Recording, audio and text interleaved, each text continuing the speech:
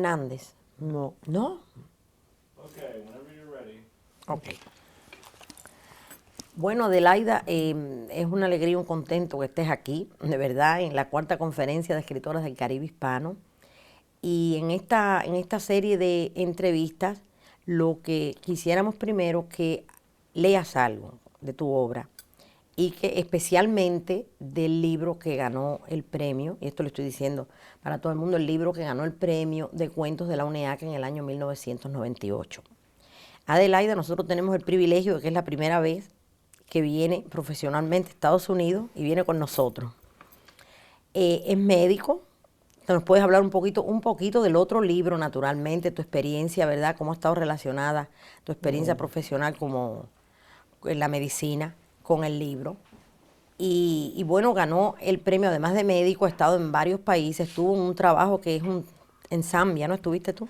Sí. ¿En Zambia por cuánto tiempo? 2 años. 2 años en África y en el 98 ganó este premio. Entonces, partiendo de ahí vamos a hacer la entrevista y que tú nos digas, nos leas lo que tú quieras de ese libro. Entonces nos explicas un poquito cómo nació el libro, Ya. Bueno, Sonia, mira, primero agradecerte a ti, en primer lugar, el hecho de que yo pueda estar aquí hoy. Este es un tipo de conferencia que además a mí me interesa mucho y creo que estamos tomando una fuerza que casi puede asustar a los demás, ¿no? Así que, bueno, muchas gracias a ti y a todas las demás.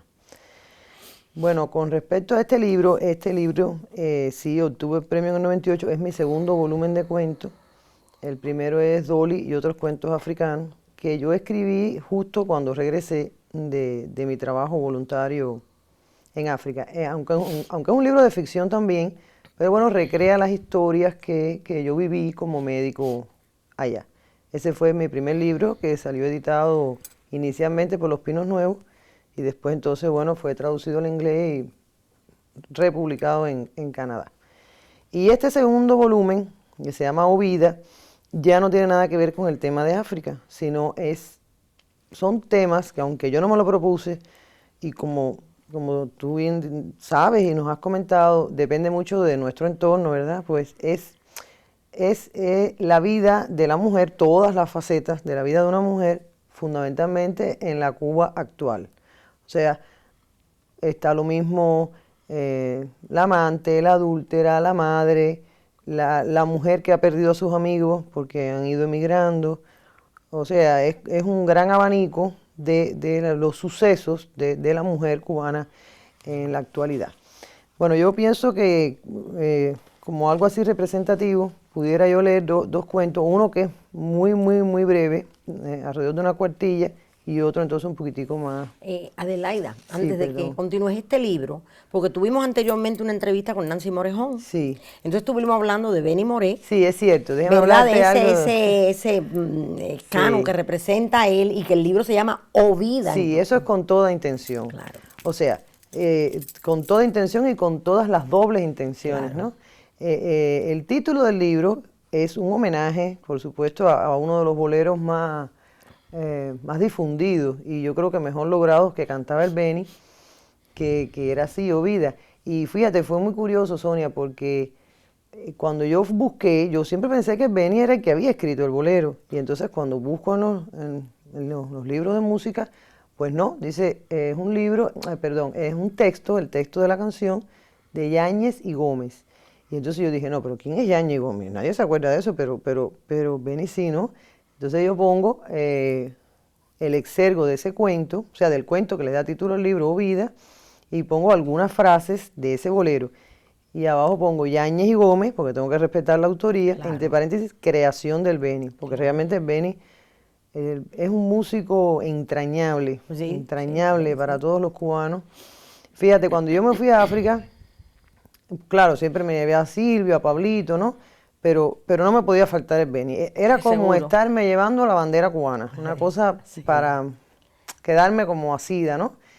Y eso es por una parte. Y por otra parte, la música es muy importante, no solamente en mi vida, yo creo que en la vida de todos los cubanos.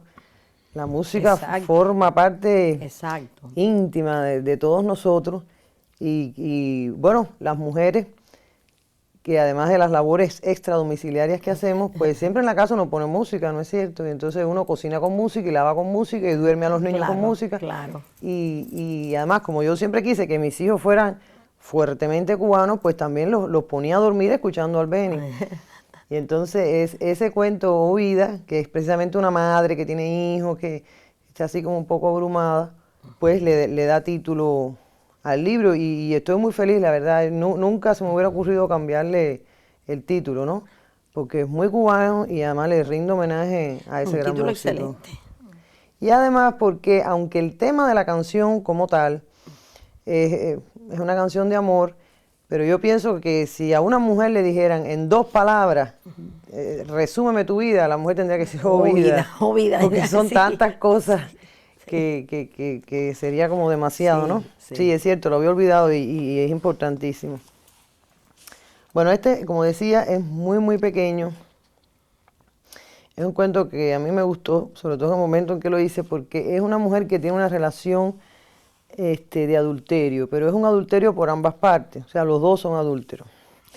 Y el cuento se llama El regocijo. Estuve toda la noche soñando con tu mujer. Dicho así, es un disparate absoluto.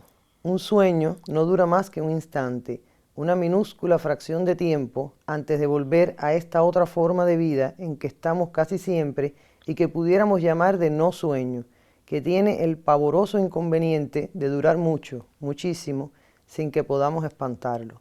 Esa es la primera parte del disparate, por demás carente de trascendencia. Después de todo, ¿qué importa si lo que llamamos sueño dura más o menos? Lo que nos estremece es la imagen.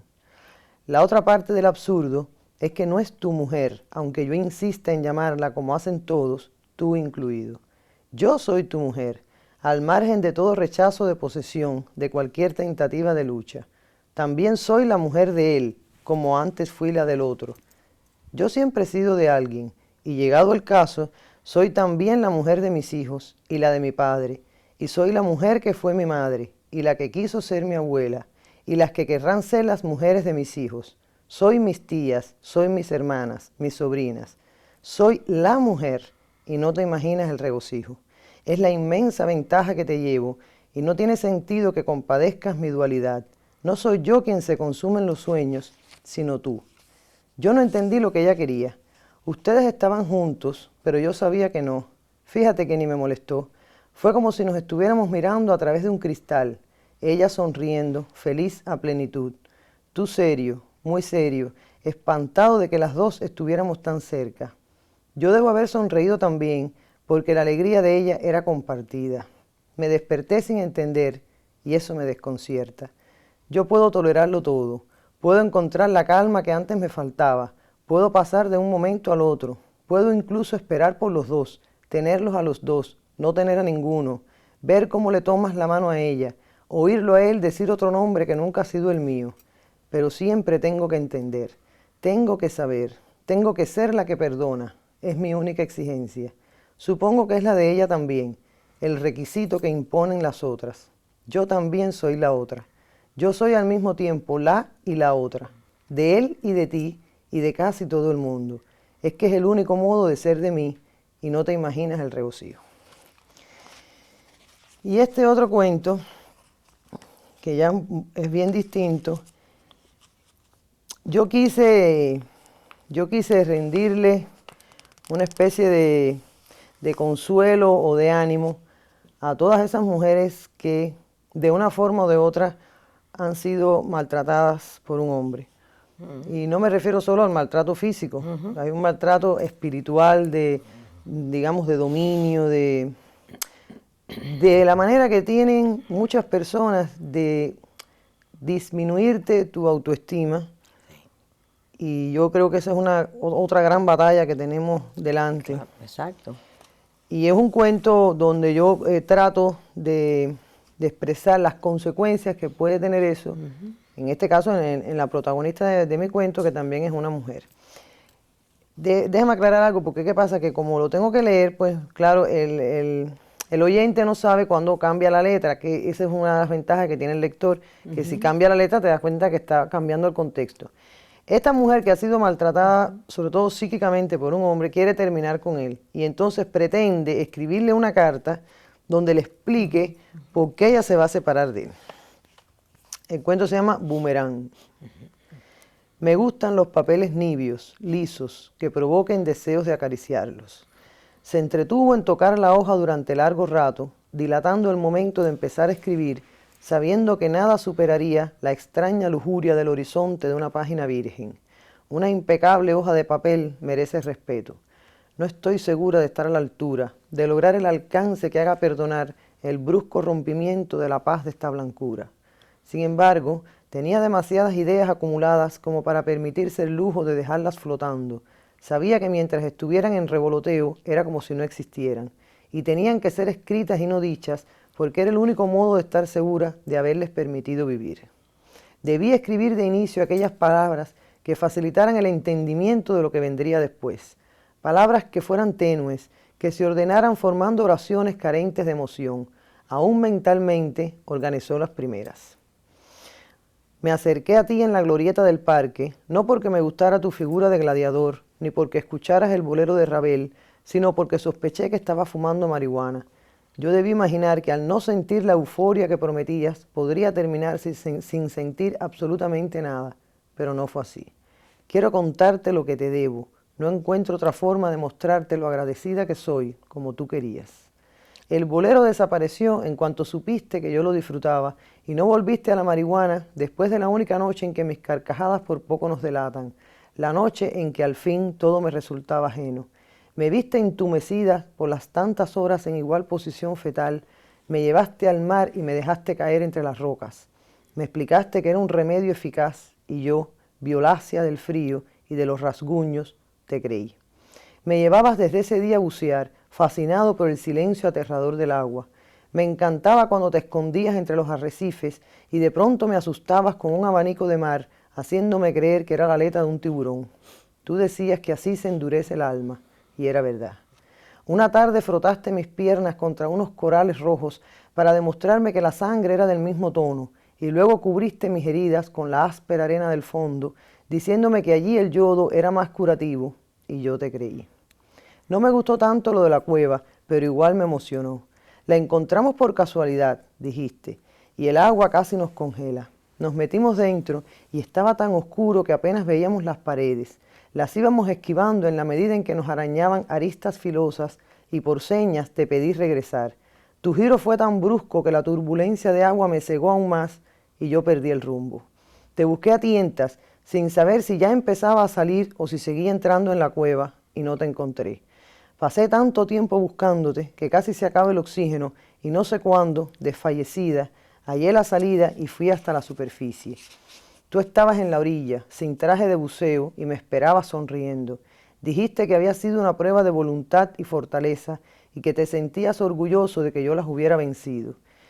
Que todas las personas eran clasificables, también dijiste. Que hasta ese momento yo había pertenecido a la 4ª categoría y que a partir de la cueva había ascendido a la 3ª y que la medalla me la ibas a dar enseguida. Como yo no tenía fuerzas, me arrastraste hasta los pinos, me quitaste el traje y estuviste besando todo mi cuerpo con la lentitud de un pez. Así pasamos la noche y me sentí feliz. Feliz es demasiado, pensó. No quería transmitir nada que fuera definitivamente fuerte. Mejor sería decir bastante. Me sentí bastante bien a tu lado. Una frase lo suficientemente tibia como para pasar inadvertida. Le gustó.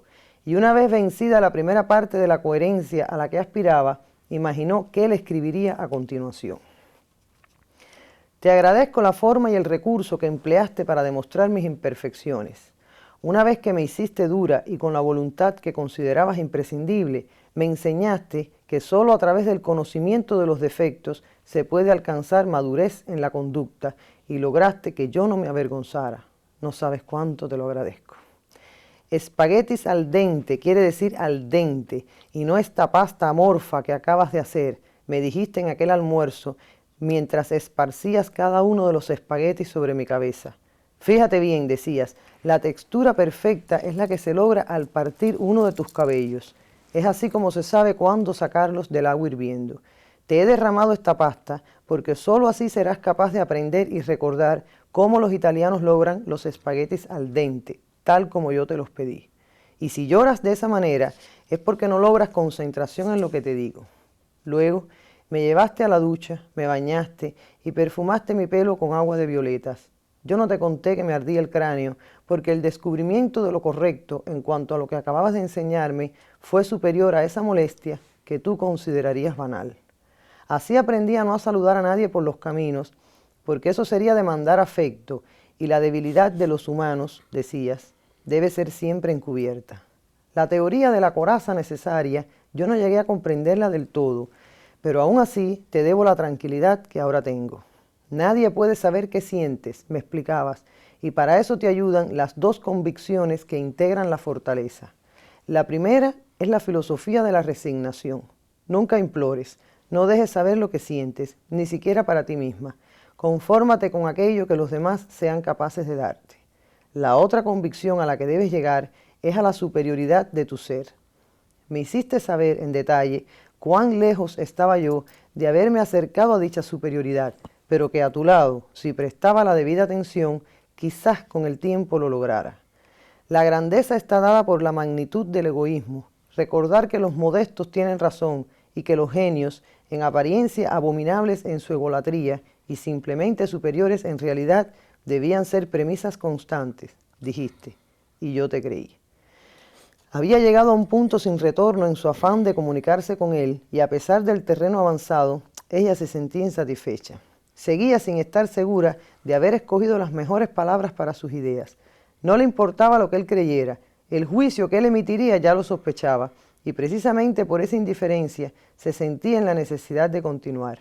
Llegar al final era la mejor de las sorpresas. Así, despejó su mente de toda la hojarasca anterior para concentrar sus fuerzas en lo que, con suerte, lograría escribirle. Fuiste tan vehemente en tus explicaciones y yo las aprehendí tan bien que no te diste cuenta. Cuando me hablaste de la Osa Mayor y de la importancia de la luna en las influencias de los comportamientos humanos, me pareció que hablabas de figuras infantiles, de punticos y redondeles que no me decían nada nuevo.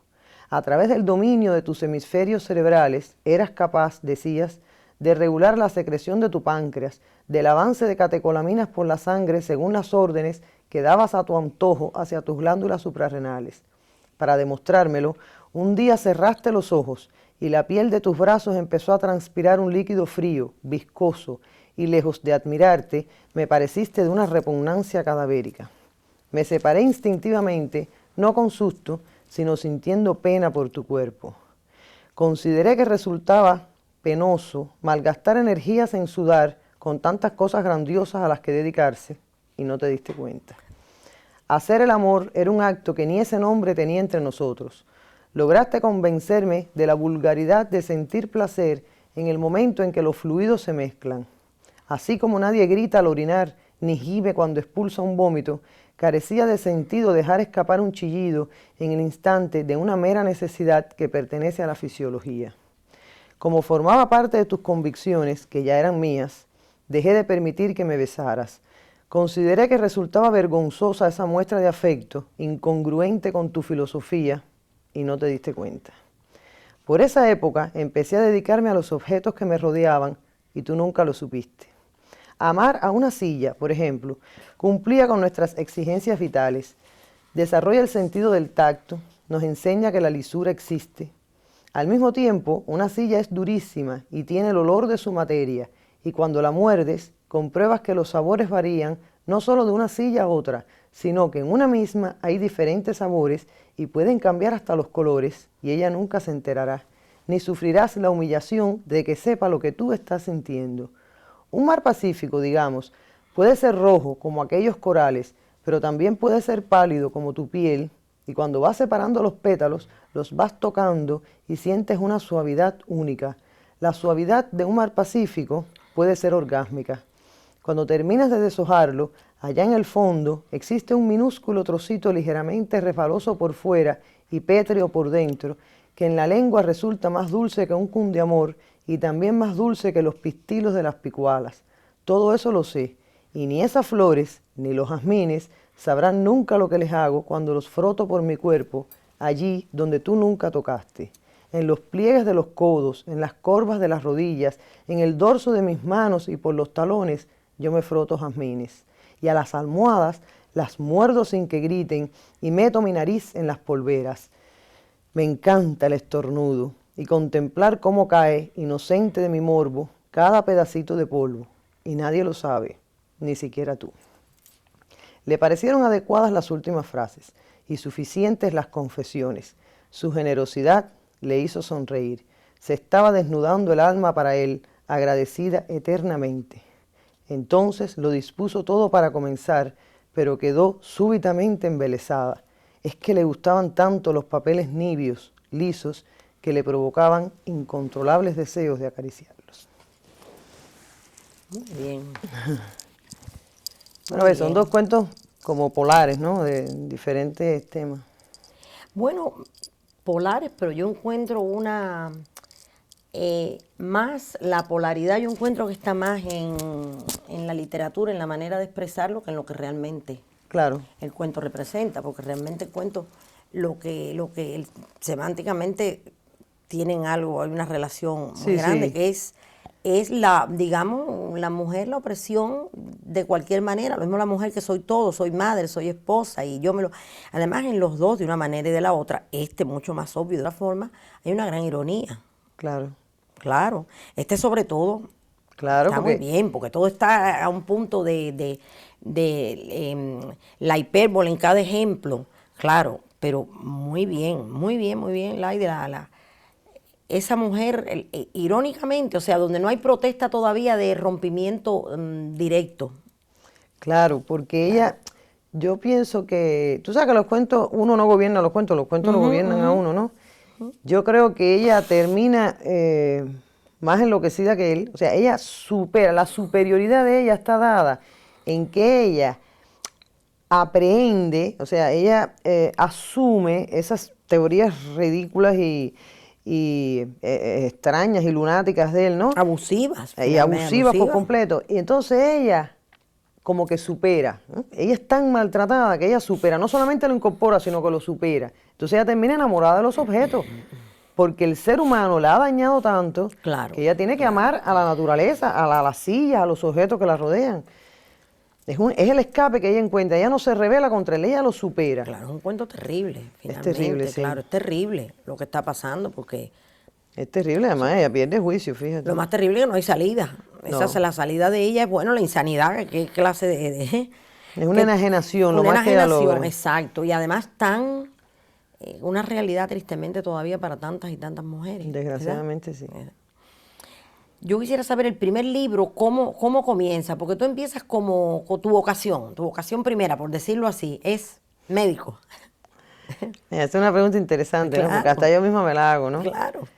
Eh, Mira, yo siempre estuve vinculada no diría que al ambiente literario, porque no participaba yo en tertulias ni cosas por el estilo, pero digamos que el mundo de la literatura a mí me era muy familiar, Claro. muy cercano, y entonces no era nada extraño para mí, ¿no? Lo mismo hablar con escritores que tener un libro caliente, como se dice, un libro que acababa de salir.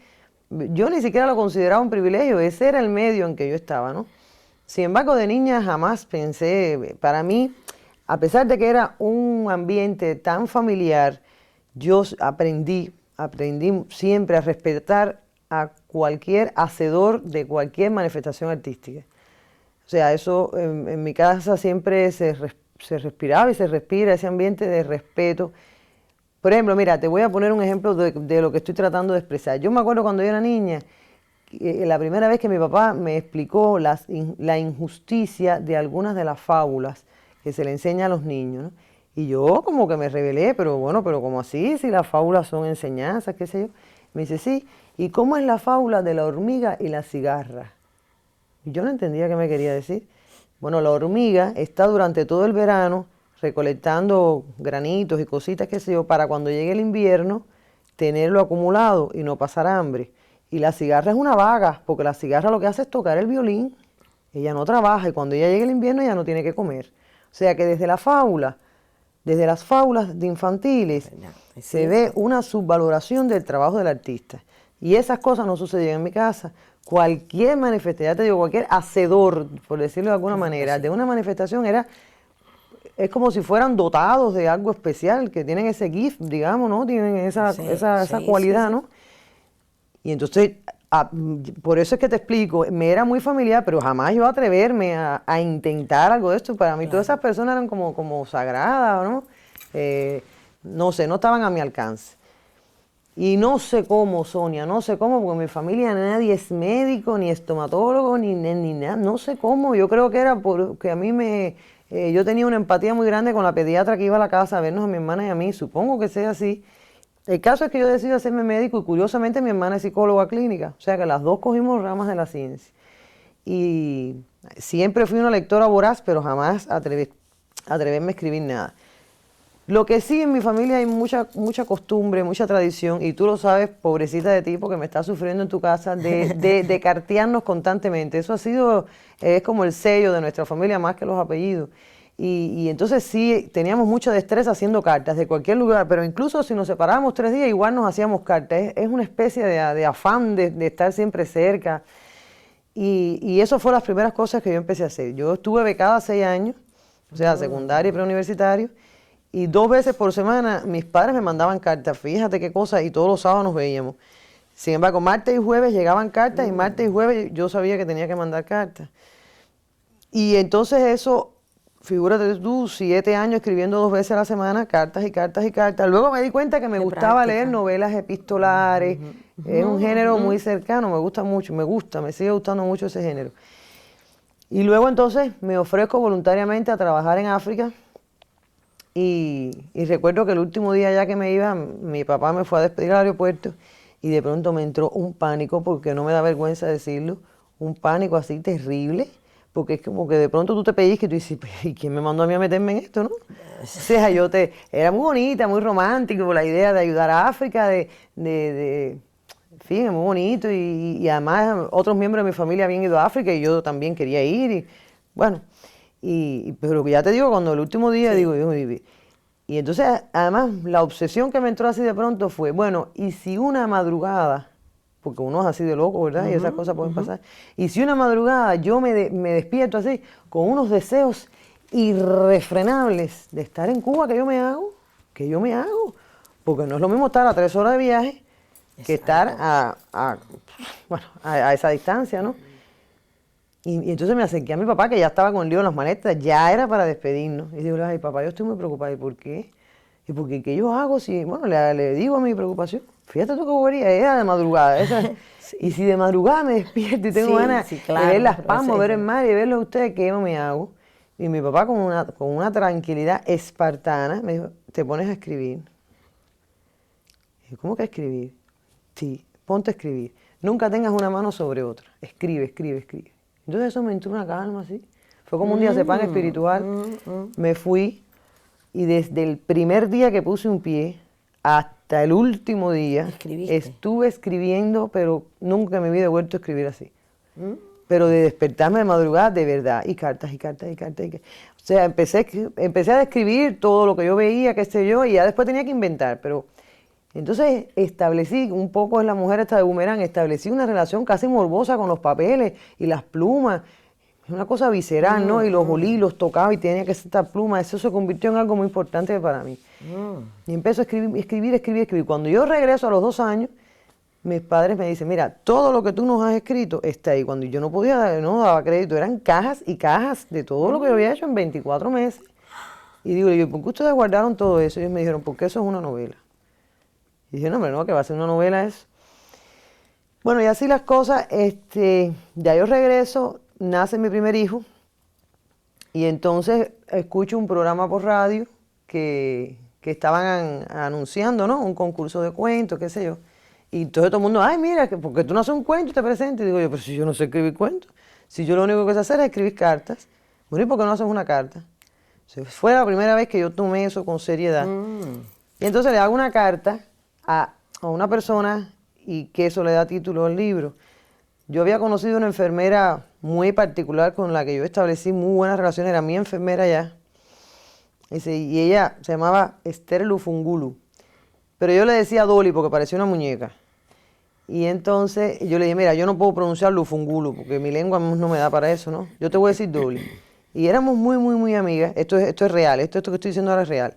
Éramos muy, muy, muy amigas. Y ella lloró muchísimo cuando yo me fui, que bueno, ella se quedó muy destrozada y yo también. Y entonces yo le dije, bueno, mira, Dolly, vamos a hacer una cosa. Como mi esposo nos había tirado fotos y dos juntas y qué sé yo. Cuando yo llegue a Cuba, lo primero que voy a hacer es sacar estas fotos y yo te las mando. Y no te preocupes que nos vamos a escribir. Y así fue. Yo regreso y hago el revelado de las fotos y se las mando a Dolly. Y como a los 2 o 3 días yo recibo una carta de otra enfermera, Mulunga o algo así, de otra enfermera, y cuando yo rompo el sobre, se caen mis fotos con Dolly.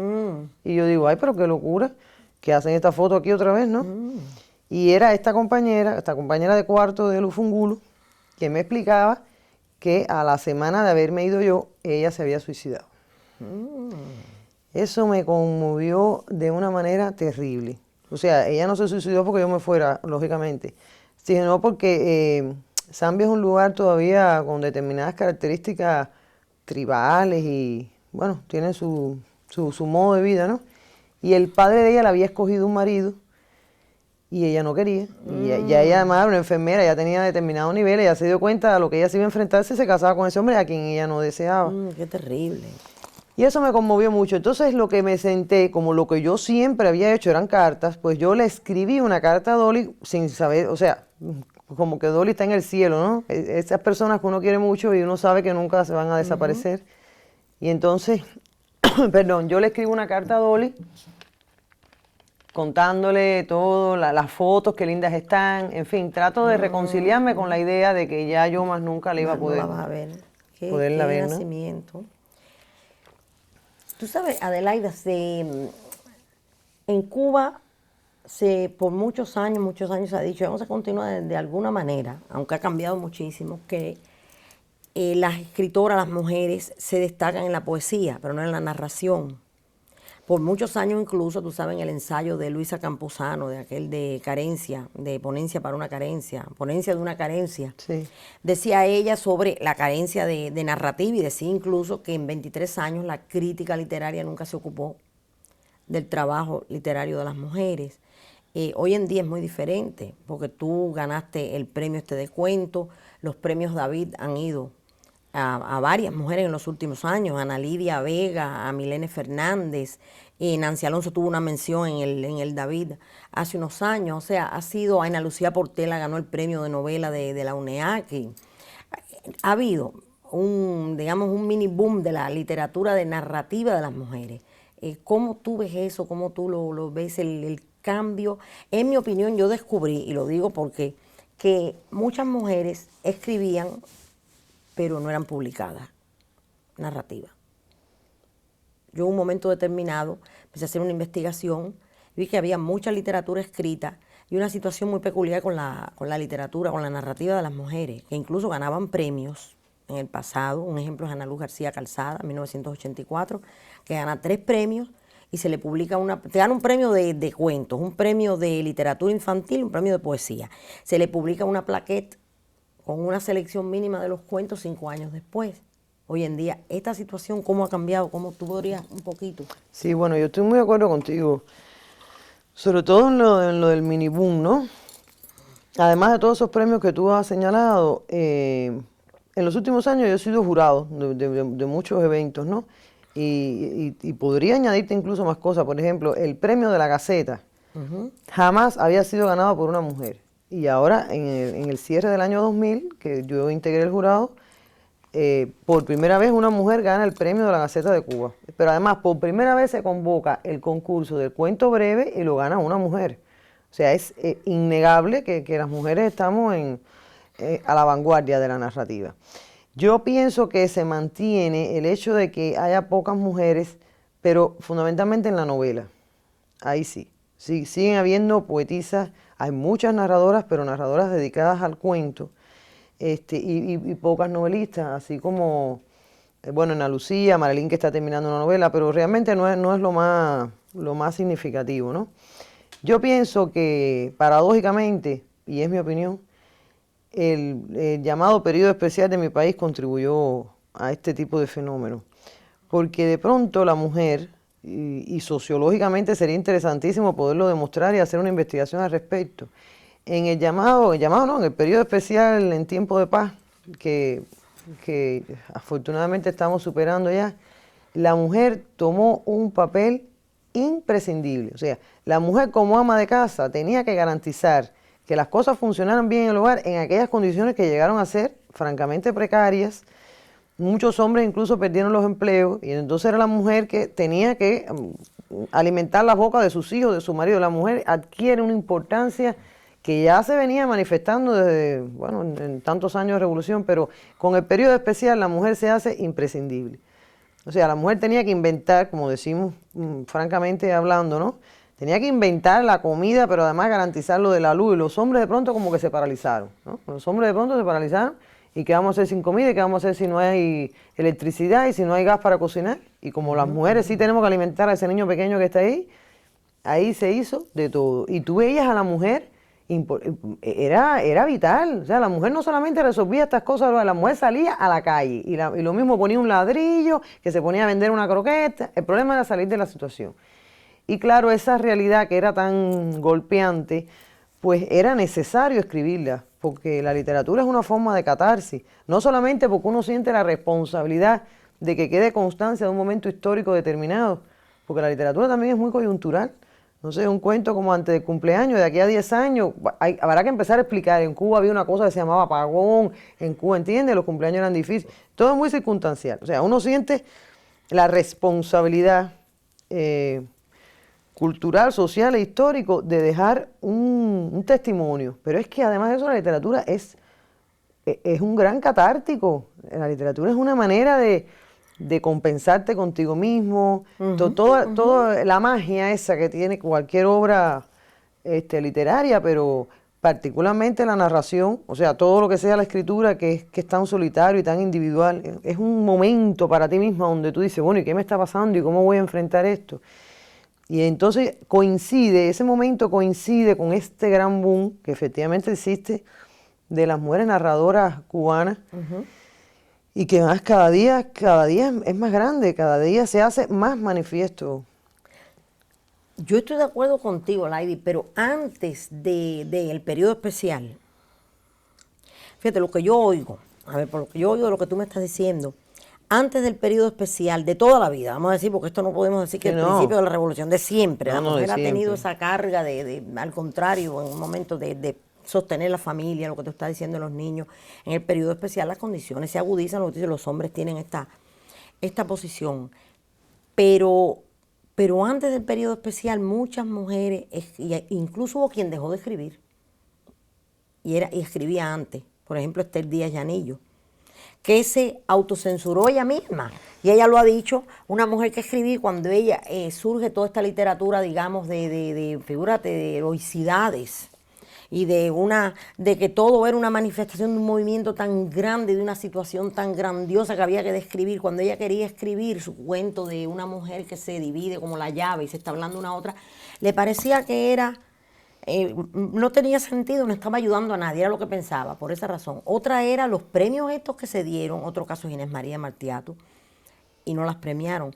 A mí, de lo que oigo, he dicho todo esto, porque a mí yo estoy oyendo que la mujer durante el periodo especial también de alguna manera su autoestima crece.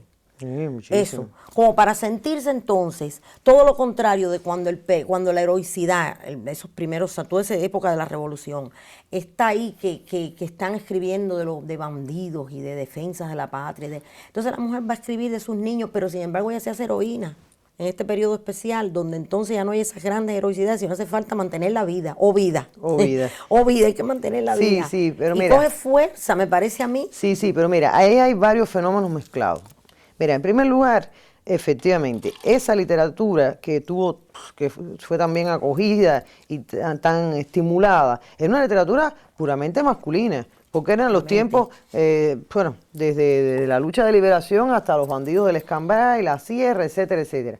Entonces, era una literatura muy épica, todo era la guerra. Eso es un tema puramente masculino, porque salvo 3, 4, 5 mujeres, que estaban directamente en la lucha, Sí. la mujer más bien estaba en la retaguardia, ¿no? Estaba Sí. cubriendo la retaguardia, etc. Efectivamente, hubo muchos años que se preconizaba esa literatura y se estimulaba esa literatura. Ahora bien, durante ese periodo, yo no soy testigo, francamente, de que, porque ya en el año 84 ya estaba bien avanzada la revolución, cuando es el premio de Ana Luz García Calzada. Ahí se mezclan varios asuntos. Ahí se mezcla también la diferencia que existe en todos los países, en mi país es bien marcada, que existe entre la capital y las provincias del interior. Si Ana Luz García Calzada en el año 84 ella hubiera vivido en La Habana, Hubiera eso estado en La se hubiera Habana. publicado. No, eso es importante. Eso es importante también. Eso es importante. Esa es la diferencia. La vida cultural de La Habana es bien distinta a la vida cultural de las provincias, si es que todas la tienen. Pues desgraciadamente es así. Entonces, ahí estamos hablando de dos cosas. Sí, está la parte esta de preconizarse, de estimularse esta literatura muy masculina de la guerra, que después ya eso pasó.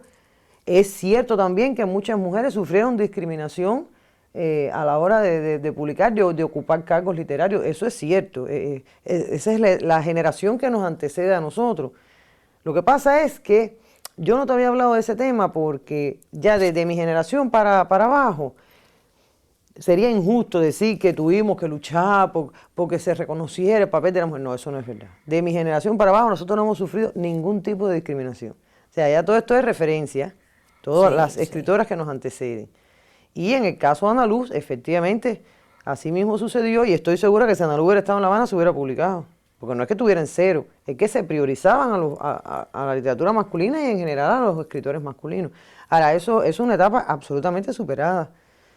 ¿Tú crees que hoy en día lo de la discriminación, por decirle así, por Sí. poner un nombre, esa alienación de las provincias en comparación con La Habana, se ha superado, ha mejorado? Mira, ha mejorado, no se ha superado del todo. Ha mejorado. Pero entonces, por ejemplo, la editorial de la que dirige Aida Bar, sí, una persona que sí tiene... Sí, Aida Bar está haciendo un trabajo maravilloso. Reconocimiento, sí, Holguín, cómo no. es la editorial. No, Santiago. En Santiago. No, Bueno. sí, Aida Bar está muy bien y hay un gran florecimiento, sobre todo en esas provincias. Pero, por ejemplo, yo no puedo decirte nada de Cienfuegos, por ponerte un caso, de Camagüey. O sea, hay dos focos, ¿no? Que es Santiago, o sea, La Habana, por supuesto, y Santiago. Ahí está Aida Bar, que efectivamente tiene una revista muy bien interesante y hay un trabajo muy movido. Holguín es otra provincia que tiene una vida cultural importante. Está Lourdes González, que ganó el premio de poesía de la UNIAC. Pero, por ejemplo, Pinar del Río, Cienfuegos. Pero, sin embargo... en fin, te puedo decir que se está mejorando. Hay un programa ahora, particularmente en estos momentos que tú y yo estamos conversando ahora, Sí. es mucho auge con lo que se ha dado en llamar la masificación de la cultura. Entonces se ha vuelto a revitalizar todo lo que es las casas de cultura, la universidad para todos, la participación en círculos literarios. En estos momentos hay un florecimiento, digamos, de la instrucción cultural a nivel nacional y todos esperamos que esta diferencia pues cada vez sea menor entre La Habana y las provincias. Yo lo que veo, Laidy, que cuando yo empecé a buscar para una antología que no ha terminado, que fue como te conocí a ti, Sí. yo creo que sí. Lo peor es que sí la gente está trabajando. Por Sí. ejemplo, en Cabaiguán hay un grupo, que yo lo sé, que me dicen que es muy bueno. Esto me lo ha hecho Zenel Paz.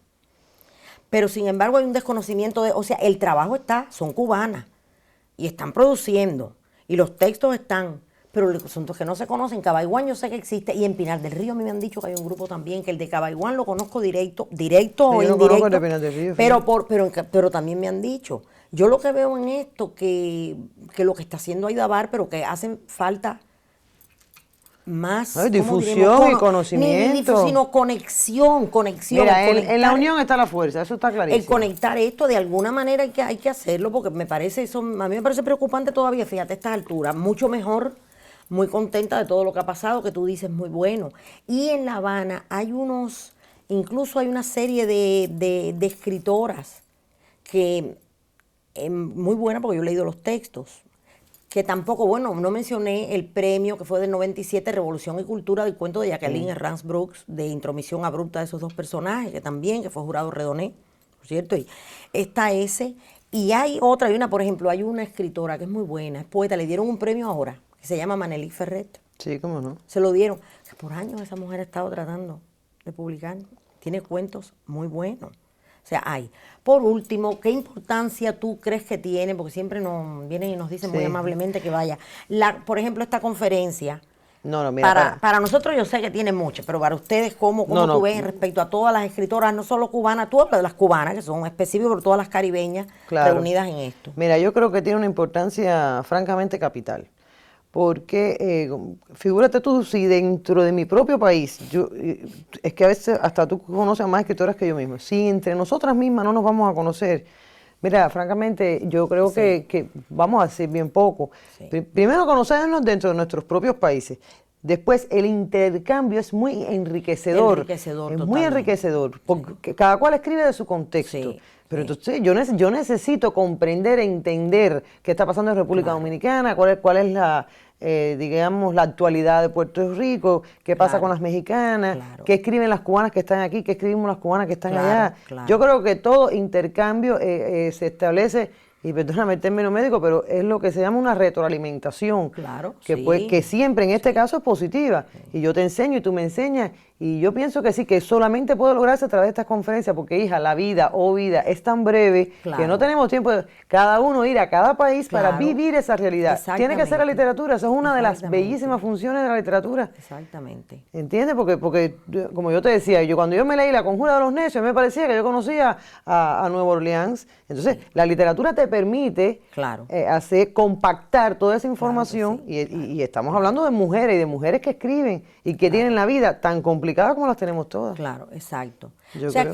que lo que estaba pensando yo en este momento, esta conferencia, que esta es la cuarta que hacemos, la hemos hecho, como digo yo, en una introducción que hice ahora para uno del libro de la segunda y la tercera conferencia, que siempre la hacemos con una escasez de recursos, pero con una abundancia de entusiasmo, de pasión y de cierto. dedicación.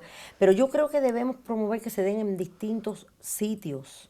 Sí, sería Más muy en bueno. Cuba hace falta, las hay, pero debe promoverse cierto. aunque sean más. Sería maravilloso. Bueno, Adelaide, muchísimas gracias. No, y gracias a ti, entonces, Sonia. muchísimas gracias. Ha sido un placer, pero grande. No, el placer es mío. Sí. Gracias. Okay, I'm just gonna let it roll for a couple minutes, a minute. All right, thank you. Thank you, Thank you to thank you. you. Really, thank you for waiting. We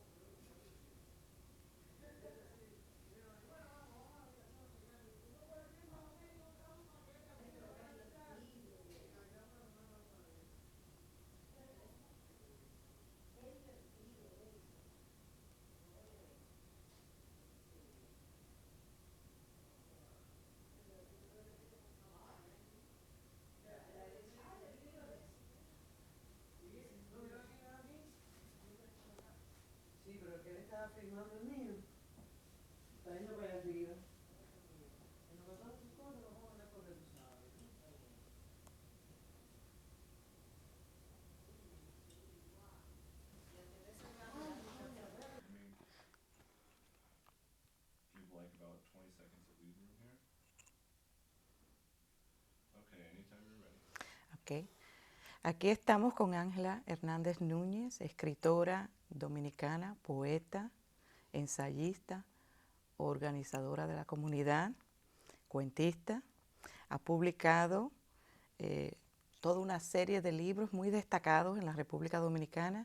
Emergencia del Silencio, que es un estudio de la mujer en el proceso de educación, la historia de la mujer en el proceso de educación, que tiene que ser uno de los libros más importantes sobre la educación de la mujer desde sus principios en el siglo XIX hasta los años 80.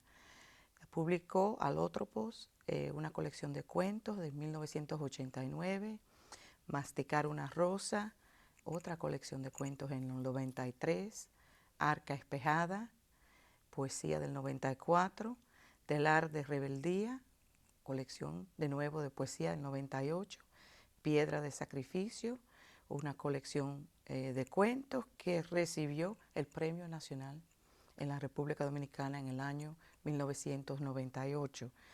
Y su último título, no su último, el más reciente, Mudanza de los Sentidos, es una novela que acaba de recibir el Premio Cole de Novela Corta del año 2001.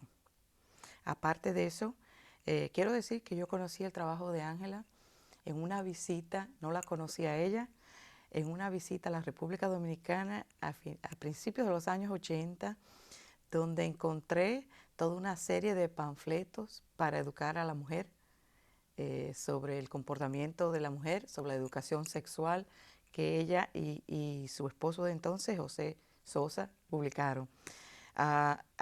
Su obra ha sido incluida en antologías en Italia, en Francia, en España, en los Estados Unidos. Entre los títulos está el Green Cane and Juicy Flotsam de Rutgers University Press del 91, está Out of the Mirror Garden de Anchor Books del 96, La Immaginazione 162 del 1999 en Italia. La editorial Castalia la incluyó también en una antología muy importante que es del cuento hispanoamericano en el siglo XX. Y podría continuar señalando tantos de sus logros hasta ahora, porque tiene una cosecha muy hermosa y todavía sigue sembrando.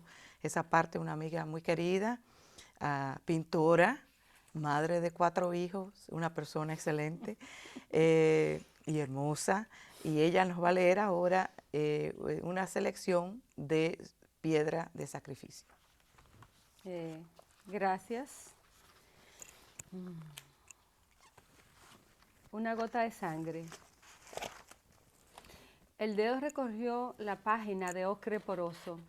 Una emoción de sintonía le ahuecó el tacto, atrayendo paisajes de fénix, jardines con rocas y pozos cristalinos, montañas suspendidas en el vacío, cortejos gentiles de sensuales parejas tomando el té. Estas comarcas de plástica vecindad distrajeron el corazón todavía ávido de la administradora del museo. Aspiró a fondo, sintiendo su cuerpo como una joven culebra, un arcano a la par que se le deshacía sin desciframiento, facultado, no obstante, para medrar en placenteras resonancias. La punzada de una imprevista grapa, cuya punta enmohecida se hundió en la yema del pulgar, la sacó del agradable embelesamiento, comprobándole, una vez más, que en su vida toda extralimitación tendría que ser truncada de algún modo ominoso. Al principio, un minúsculo chorro de sangre brotó trabajosamente. Apretó con vehemencia el dedo, hasta que una gota gorda y creciente vaciló sobre la superficie pálida, derramándose en el cristal de la mesa, donde lució como un punto distinguido entre la fulgurante orfebrería. En este brevísimo lapso estuvo completamente sola, entre destellos que el sol del atardecer hacía flotar en un campo ajeno. Olvidó las vergüenzas, olvidó el resto de su cuerpo y de sus líquidos. Pensó que una gota de sangre es como una conjetura sobre la manta blanquísima de la primera noche en que el vivir se aloca y precipita, de un lado la maravilla, del otro el chasco, un ojo enrojecido contemplando por la ventana la fiesta recién acabada, luego pupila ansiosa que atisba el sendero por donde debería arribar el que desperdiga los días en lechos diferentes, buscando cerciorarse de que un cuerpo virgen no siempre suelta una gota de sangre, hasta que la propia naturaleza se ha desgastado y ya no tiene gobierno sobre el hábito. Una gota de sangre puede ser una vidriera, un río, un cascabel rotando entre las costillas, de la que migra en la ventana un punto acercándose o alejándose. Y pensó en la emperatriz del vaso de porcelana, que siendo máxima no era la favorita, y se observó a sí misma, consorte reverente figurando diademas y concubinas en relojes que no se deben descubrir, pues traducen el tiempo vertiginoso que envejece. Supuso que una gota de sangre tendía a ser como el antojo encarnado en la nuca de su esposo, esquivo bajo la palma atribulada de su mano. Pensó en el árbol de ciruelo que gozó fugada, impúdica, bajo el resguardo de otra frente y otros dedos, desdeñadores de historias sobre manchas de la primera noche. Representó papilas, poros y polen. Entonces despertaba con melodías acuáticas en el cerebro, experimentando su naturaleza, escolopendra, azalea, los exclusivos orgasmos, para regresar sorprendida al galipote malhumorado de las idas y vueltas, incomprendiendo el hombre, único otro de sus experiencias, esa renuncia terca dictada por la responsabilidad. Una gota de sangre puede ser efectivamente un botón de rosa andándole en el seno, una advertencia de escape, el báculo que clausura con un golpe la tarde o una vida. Una gota de sangre es como un disparo sobre el reloj de arena en la hora súbita en que hay un llover sucediendo en todas partes, un diluvio del alma, una acción que se revuelve. Y recordó vestimentas de verdes plaquetas, los helicópteros, las paredes horadadas y el insomnio. En la glorieta, el muchacho tocando la guitarra, luego de haber participado en un fusilamiento. Ciarén acechándole desde el balcón. Preciosa es la gota de azul ultramarino oscilando entre el ojo, precisa o bamboleante como el amanecer caleidoscópico, en que por un momento se olvidan relámpagos y trincheras. Una gota de sangre es abertura al infinito, por donde un ojo se contempla y un sueño refleja a otro sueño. Y pensó que ese sueño discurriendo, como la arena en el reloj, solo podría corresponder a Ciarén, la niña de sus ojos, atravesada por una bala loca. Una gota de sangre puede ser la pupila escudriñando la nave imposible del retorno. Pensó también que una gota de sangre podía ser una cosa viva y bella, como un augurio, la cabeza de su primogénita avanzando por el canal de su vagina, dos grandes ojos llevando aún la raíz y el rumor de todos los lenguajes, el aura fronteriza de los peces pegada todavía a sus contornos. Una gota de sangre extinta que apunta, Riel, Estela, debiendo cifrar lo que ella, absorbida en la diariedad, no escribió ni escribiría, pues sus intentos creativos resultaban rosáceos, a la manera tensa y tersa de la existencia que jamás estalla, pero también puede ser un criadero de mariquitas y caléndulas, como aquello que bullera sin salir de su alma. En fin, una gota de sangre es una chispa que sale o queda inmanifiesta, y pensó en el libro de citas, en las polémicas audaces fluyendo por corredores bañados de ácido y en las venas del cielo abriéndose en sombras, los cercos y cerdos, el cráneo de Eduviges sumida por la pedrada de un camarada, requiem, fraternidades, laminado de sesos, los extremistas tomando por maestros a sus otrora carceleros, el rojo casi metafísico, las consignas y requisiciones, el summa cum laude estudiante desangrándose ante los hijos, las manos blancas garabateando sobre las lápidas, Rivera, el espía esmirriado entre los árboles oscuros sometido a juicio sumarísimo, los ciertos radicales procurando totos perfumados, la fuente, el parque, Regina Angelorum, banderas en los bolsillos, creyó que todo eso no era más que sustrato de la época en que todavía mecía Ciarén, síndrome de Down, en sus piernas, acogiendo en su pensión a universitarios y empleados públicos con sus mundillos e ínfulas, con sus especulaciones y osadías, y presumió que la memoria y no la vida era obstinadamente pesimista. Una gota de sangre puede ser a la postre una baja, una época, el olor del armario donde se esconden libros prohibidos o el encanto cómplice del pensionista que hubo de vencer todos los peligros salvo el de su propia aceleración. Pero también una gota de sangre puede ser un mapa de gorjeos y figuró cunas y dientecitos irradiantes, interferencia en la razón siniestra del que ignora y vive, su hombre anciano en propiedad de jóvenes mujeres, pensó en moras, huevos de sigua, granizos y humos acogedores como rampas. Pensó que su niñez había sido larga y que su vejez era demasiado larga. Pensó que toda su vida estaba hecha de transacciones y transiciones, un viaje de tránsitos que se detendría abruptamente. Una gota de sangre puede ser terminación, se dijo, sintiendo que su cuerpo se estremecía, mientras un sabor a ciruelas inundaba su paladar. Gracias, Ángela. A mí me gustaría que comentaras ahora un poco por qué leíste esa selección, qué en realidad, qué momento representa en tu evolución creativa. Yo escogí leer este cuento que es representativo de una parte de mi narrativa, porque cuando yo decidí hacer ese tipo de cuentos, yo creo que es el momento de asunción de mí misma como creadora. Es un momento de conciencia sobre la libertad que me corresponde como creadora. Y es un punto también de conciencia de que la creación es algo participativo y en proceso en el cual quien está leyendo debe también involucrarse y participar.